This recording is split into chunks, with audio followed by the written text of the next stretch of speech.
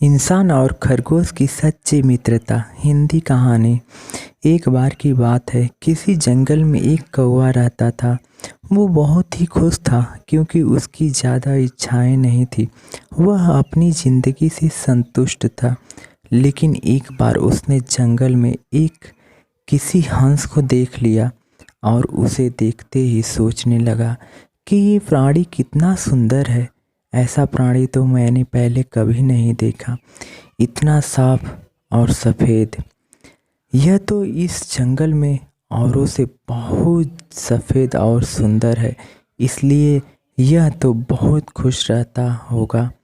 कौवा हंस के पास गया और पूछा, भाई तुम इतने सुंदर हो, इसलिए तुम बहुत खुश होंगे। इस पर हंस ने जवाब दिया, हाँ, मैं पहले बहुत खुश रहता था जब तक मैंने तोते को नहीं देखा था। उसने देखने के बाद से लगा है कि तोता धरती का सबसे सुंदर प्राणी है। हम दोनों के शरीर का तो एक ही रंग है, लेकिन तोते के शरीर पर दो दो रंग हैं। उसके गले में लाल रंग का घेरा है और वो सूर्य हरे रंग का था।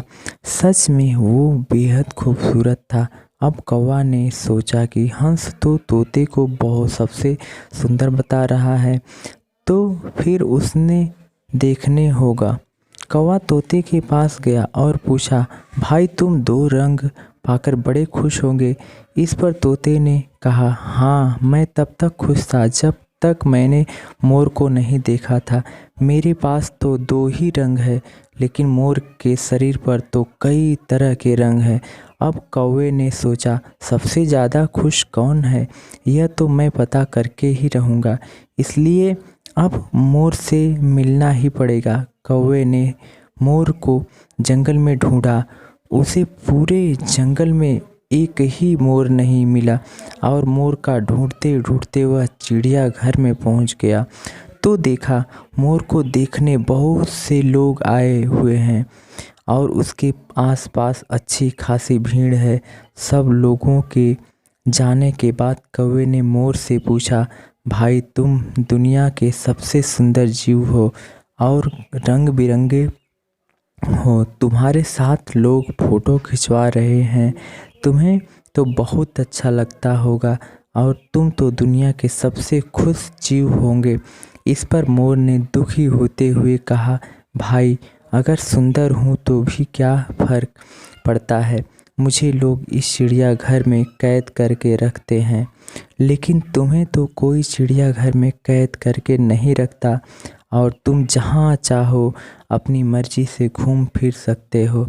इसलिए दुनिया के सबसे संतुष्ट और खुश जीव तो तुम्हें होना चाहिए, क्योंकि तुम आज़ाद रहते हो।